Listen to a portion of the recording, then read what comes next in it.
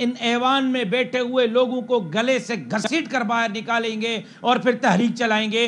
پھر آپ بھول جائیں کہ چور دروازے سے اگر بل پاس ہوتا ہے تو مولانا فضل الرحمان کوئی رد عمل نہیں دیں گے. ایسا رد عمل دیں گے کہ ماضی کے تمام مولانا فضل الرحمان کے رد عمل آپ سب سے بھول جائیں گے. اس پروگرام میں آپ کو ایک بار پھر خوش آمدید کہتے ہیں. اور ابھی جب آپ سے بات کر رہے ہیں تب رائے ونڈ میں یہ اہم ترین ملاقات جاری ہے, اب تک کی سب سے ہائی پروفائل ملاقات آئینی ترامیم کے حوالے سے, یعنی جس سے زیادہ ہائی پروفائل ممکن ہی نہیں ہے. اس میں صدر پاکستان ہے, اس میں وزیر اعظم پاکستان ہے, اس میں نواز شریف صاحب ہے, اس میں وزیر اعلیٰ پنجاب ہے, اس میں مولانا صاحب ہے, اس میں بلاول صاحب ہے, اس میں وزیر داخلہ ہے, اس میں اٹارنی جنرل ہے, یہ سب کچھ اور بہت کچھ. تو یہ سارے کا سارا معاملہ, اور اس ملاقات کی بنیاد بنی ہے کل کی ملاقات اور کل کی پریس کانفرنس جس میں مولانا صاحب تھے اور جناب بلاول بھٹو زرداری صاحب تھے, یعنی کہ پیپلز پارٹی اور JUIF. کل اس ملاقات میں راشد سومرو صاحب بھی موجود تھے جو کہ ہمارے ساتھ ہیں. کل اس ملاقات میں شازیہ مری صاحبہ بھی موجود تھیں. آئی ایم ویری گریٹفل کہ انہوں نے وقت نکالا, ابھی ہمارے ساتھ ہیں ممبر نیشنل اسمبلی شازیہ مری صاحبہ. کل وہ سارا میڈیا ٹاک بھی انہوں نے کنڈکٹ کی. شازیہ صاحبہ بہت شکریہ وقت دینے کا. اب یہ بتا دیجیے جو بھی یہ مسودہ ہے اس کی, یعنی ابھی آپ کی جماعت کی طرف سے فائنل ہے یا ابھی بھی اوپن ٹو ڈسکشن ہے, اس میں کچھ کمی بیشی ہو سکتی ہے؟ بہت شکریہ وسیم بادامی صاحب. دیکھیں اوپن ٹو ڈسکشن ہے تبھی تو گفتگو ہو رہی ہے. اگر ڈسکشن کے لیے اوپن نہیں ہوتا, ڈائلاگ کے لیے اوپن نہیں ہوتا, تو کیوں ہماری جو قیادت ہے وہ اس وقت رائے ونڈ میں ہوتی اور دیگر لوگ وہاں ہوتے اور مولانا صاحب بھی تشریف لے گئے ہیں. تو دیکھیں یقیناً بہت اسپیس ہوتی ہے چیزوں کو امپروو کرنے کی یا چیزوں کو اس پوائنٹ پر لانے کی جہاں اتفاق رائے پیدا ہو سکے. اور کل بھی جو دونوں شخصیات کے درمیان ملاقات کراچی میں ہوئی ہے جہاں بلاول صاحب مولانا صاحب دونوں تھے اور میڈیا سے انہوں نے بات کی, اس میں انہوں نے بڑی وضاحت سے یہ بیان کیا کہ وہ اتفاق رائے پہ یقین رکھتے ہیں اور پولیٹیکل ڈائلاگ کے ذریعے ہی اتفاق رائے پیدا کیا جا سکتا ہے. اگر میں اپنے گھر میں بیٹھی ہوں, آپ اپنے گھر میں بیٹھے ہوں, قیاس آرائیاں ہو رہی ہو اور ہم جو ہے اپنے حتمی اعلانات کریں تو میرا خیال ہے وہ تو پھر ایفرٹ نہیں ہوتا نا. ملاقاتیں ہوتی ہیں, باتیں ہوتی ہیں, آپ ٹیبل پہ بیٹھتے ہیں. جب آپ ٹیبل پہ بیٹھنے کی نیت سے اور سچی نیت سے بیٹھ کر بات کرنے کی کوشش کرتے ہیں تو معاملات حل ہو سکتے ہیں. اور سیاست تو جس میں طرح آپ لوگوں نے پہلے بھی کل بھی جس طرح لچک کا کا مظاہرہ کیا ہے اور مولانا صاحب کے مسودے کے حوالے سے لچک کا مظاہرہ کیا ہے, تو ہو سکتا ہے آگے مزید کوئی آپ کے مسودے پہ لچک کا مظاہرہ کر دے.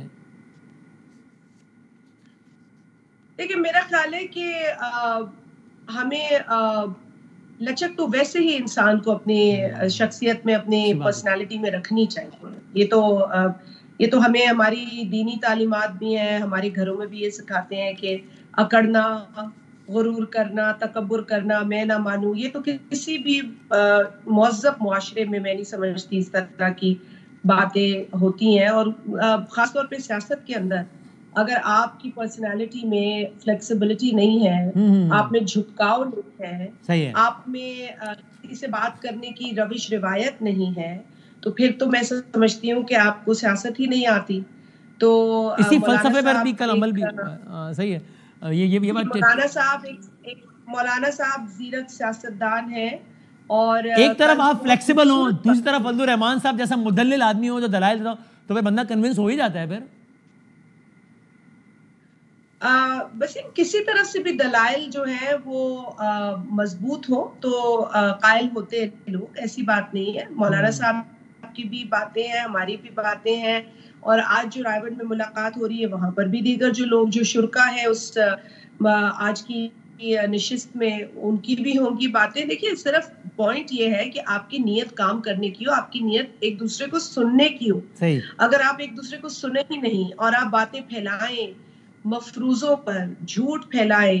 دیکھیں میں آپ کو بار بار یہ ہمیشہ کہتی ہوں ہر جگہ کہ آپ کو آپ کے دین میں اتنی تعلیمات ہیں, اتنا کچھ ہمیں بتایا گیا ہے, آپ وہ تو بھول ہی چکے, لیکن جو ایک معاشرے کی تہذیب ہے وہ بھی بھول چکے ہیں. جھوٹ اتنا بولنا, جھوٹ پھیلانا, جھوٹ بنانا, پروپیگینڈا, یہ اتنا ہو گیا کہ جو اصلی خبر ہے نا وہ چھپ جاتی ہے. صحیح بات, بڑی بدقسمتی ہے. اچھا میں آپ کو بتاؤں, کی جو میٹنگ تھی جی بہت مثبت تھی. میں آپ کو صرف ایک بات بڑی خوبصورت اس میٹنگ میں جو ہوئی وہ یہ تھی کہ دونوں جانب سے اس بات کو بڑی شدت سے محسوس کیا گیا کہ یہ دونوں جماعتیں وہ ہیں جنہوں نے 1973 کا جو آئین تھا یہ بتایا ابھی انہوں نے بھی اس طرح کی بات کی ہے. بالکل. اور خوبصورتی یہ تھی کہ مولانا صاحب نے پھر 18ویں ترمیم میں اپنا کردار ادا کیا اور ایک بڑی میننگ فل ڈائلاگ کے نتیجے میں 18ویں ترمیم آئی. اور اب بھی جو ترمیم ہم کرنے جا رہے ہیں اس میں بھی انشاءاللہ پولیٹیکل ڈائلاگ کے ذریعے اتفاق رائے یہ سلسلہ جاری رہے ہو سکے. سو یہ بتائیے مجھے یہ کامیابی ہوگی. ٹھیک ہے, یہ بتائیے. اچھا, میں اور اس سے پہلے کہ میں یہ راشد سمرو صاحب, میں یہی بات آپ سے کرنا چاہتا ہوں, پھر ایک خبر بھی شیئر کرنا چاہتا ہوں, میں ذرا اس کو کنفرم کروں. یہ افسوسناک ہے if that is the case. میں بھی اس کو چیک کر رہا ہوں کہ یہ کیا ہے معاملہ.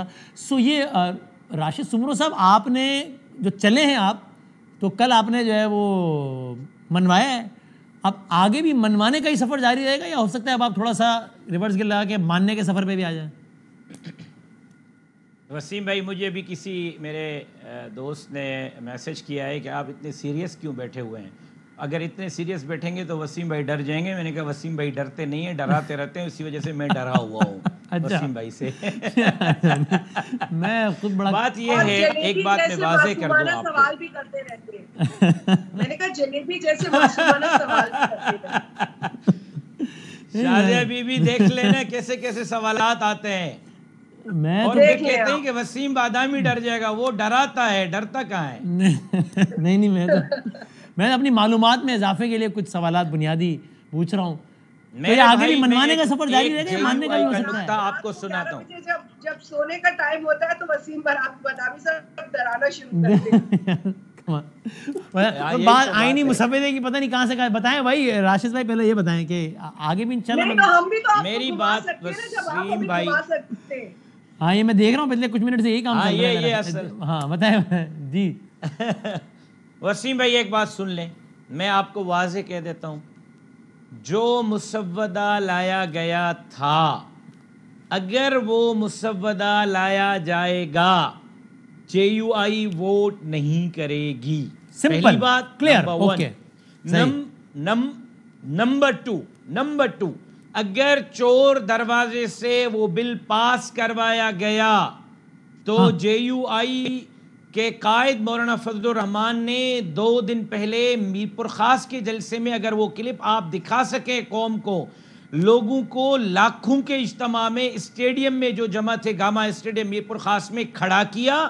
کھڑا کرنے کے بعد ان سے حلف لیا کہ میرے ساتھ حلف اٹھاؤ کہ اگر آئین سے مذاق ہوئی, پاکستان سے مذاق ہوئی, اسلام سے مذاق ہوئی, تو پھر ہم ان ایوان میں بیٹھے ہوئے لوگوں کو گلے سے گھسیٹ کر باہر نکالیں گے اور پھر تحریک چلائیں گے. پھر آپ بھول جائیں کہ چور دروازے سے اگر بل پاس ہوتا ہے تو مولانا فضل الرحمان کوئی رد عمل نہیں دیں گے. ایسا رد عمل دیں گے کہ ماضی کے تمام مولانا فضل الرحمان کے رد عمل آپ سب سے بھول جائیں گے. چور دروازے کو ڈیفائن کرتے ہیں آسان الفاظ میں.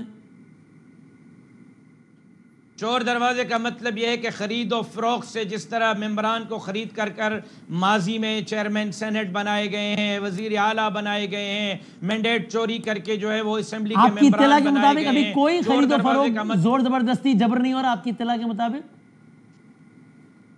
ہو رہا ہے, منڈی گرم ہے, اور ماشاءاللہ جس نے صبر کیا اس کے ریٹ بھی بڑے اچھے لگ رہے ہیں, اور یہ ضمیر کے ریٹ ہیں. اور میں حیران ہوں کہ قوم کے نمائندے اپنے ضمیر کے جو ہے وہ ریٹ لگا رہے ہیں. صبر بھی ہو رہا ہے اور جبر بھی ہو رہا ہے. جبر کا مجھے پتہ نہیں, آج کل کے زمانے میں جبر کم, کیونکہ میڈیا کا زمانہ ہے, تو میں نے نوٹ وکھا, میرا موڈ بنا والا معاملہ زیادہ چل رہا ہے. موڈ بن رہا ہے کچھ لوگوں کا؟ یہ تو اب 17 تاریخ کو پتہ چل جائے گا, درمیان میں 1 دن ہے. اگر کسی بھی بندے نے موڈ کی وجہ سے ووٹ دیا تو آپ مزاحمت کریں گے؟ موڈ کی وجہ سے نہیں, نوٹ کی وجہ سے دیں گے, پھر موڈ بنے گا, پھر ظاہر ہے کہ وہ ادھر جائیں گے.